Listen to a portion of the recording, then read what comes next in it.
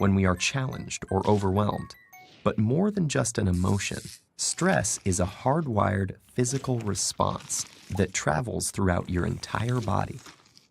In the short term, stress can be advantageous, but when activated too often or too long, your primitive fight or flight stress response not only changes your brain, but also damages many of the other organs and cells throughout your body. Your adrenal gland releases the stress hormones cortisol, epinephrine, also known as adrenaline, and norepinephrine.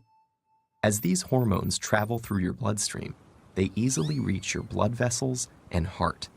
Adrenaline causes your heart to beat faster and raises your blood pressure, over time causing hypertension. Cortisol can also cause the endothelium, or inner lining of blood vessels, to not function normally. Scientists now know that this is an early step in triggering the process of atherosclerosis, or cholesterol plaque buildup in your arteries. Together, these changes increase your chances of a heart attack or stroke.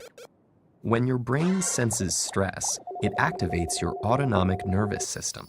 Through this network of nerve connections, your big brain communicates stress to your enteric or intestinal nervous system. Besides causing butterflies in your stomach, this brain-gut connection can disturb the natural rhythmic contractions that move food through your gut, leading to irritable bowel syndrome, and can increase your gut's sensitivity to acid, making you more likely to feel heartburn. Via the gut's nervous system, stress can also change the composition and function of your gut bacteria, which may affect your digestive and overall health. Speaking of digestion, does chronic stress affect your waistline? Well, yes.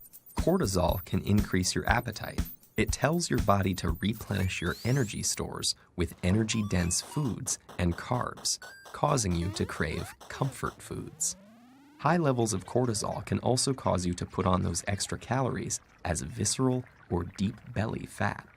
This type of fat doesn't just make it harder to button your pants.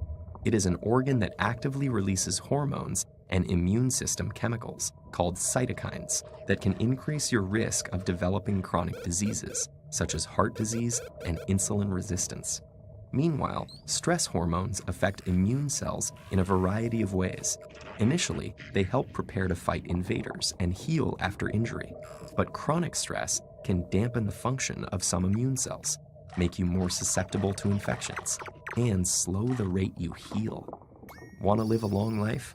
You may have to curb your chronic stress. That's because it has even been associated with shortened telomeres, the shoelace tip ends of chromosomes that measure a cell's age. Telomeres cap chromosomes to allow DNA to get copied every time a cell divides without damaging the cell's genetic code. And they shorten with each cell division. When telomeres become too short, a cell can no longer divide, and it dies. As if all that weren't enough, chronic stress has even more ways it can sabotage your health, including acne, hair loss, sexual dysfunction, headaches, muscle tension, difficulty concentrating, fatigue, and irritability. So, what does all this mean for you? Your life will always be filled with stressful situations, but what matters to your brain and entire body is how you respond to that stress. If you can view those situations as challenges you can control and master, rather than as threats that are insurmountable, you will perform better in the short run and stay healthy in the long run.